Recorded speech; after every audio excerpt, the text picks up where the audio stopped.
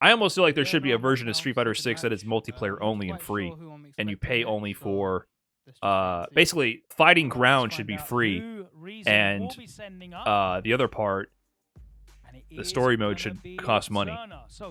They already have it segmented in the main menu under completely separate options, right? But they're not pumping out enough live service to make that viable. There should be constant costumes. There should be stages. Like, there's no content. It's insane. It really makes me feel like I'm pretty sure they just took all the developers who worked on Street Fighter 6 and put them on Monster Hunter. I think Street Fighter 5 caught them, you know, they tried to go both they wanted to have their sandwich and eat it too, basically. They wanted to deliver a live service level game, but charge $60. Street Fighter 6, they go the other direction. However, we're seeing more and more people, like, there was that whole, I don't even want to bring it up, like the whole quote tweet situation with Reinhardt having that image of like, oh, what's your fighting game hot take? And a lot of them going around was about accessibility. And people are saying, oh, Street Fighter 6, like, fighting games are not accessible because they cost $60. And my initial reaction to that, being a boomer, is like, what the fuck? That's a video game. That's how much a video game costs. But if you look at the market for multiplayer live service games, they're free.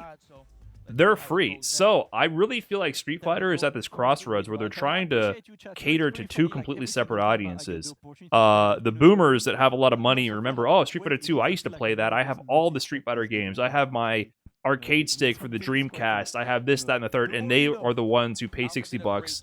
They play arcade mode, which is like my brain turns to, like, the thought of playing a fighting game CPU literally turns my brain to mush. I feel like that's the least neuron stimulating activity you can possibly do in a video game. Like, once you played it one time, the whole illusion is shattered, and you realize you're playing a cheap trick. It's not, there's zero neuron stimulation there for me. It's very much like just a non-game, in my opinion. But, you know, people do that. They dabble with it for a few days and they move on. So I feel like Street Fighter 6 and beyond, it's like, well, what are you going to cater to, Capcom? Are you going to go down the live service route? And if you're going to do that, you need to make the game live service, because right now the game is not live service. They're not putting out any content. They need to make it free so that it gets new people into it, because it's true. Like, younger audiences are used to not paying for games, and they also expect the microservice. They expect the battle pass. They expect the microtransactions. They expect it.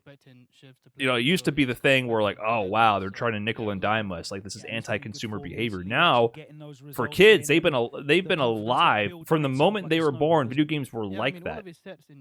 That's what video games were like. So they expect those sort of things. So not delivering on that is letting them down. And so I really do feel like a lot of fighting games were caught between these two eras because they're legacy games. And because of that, they're facing flack and issues from both sides.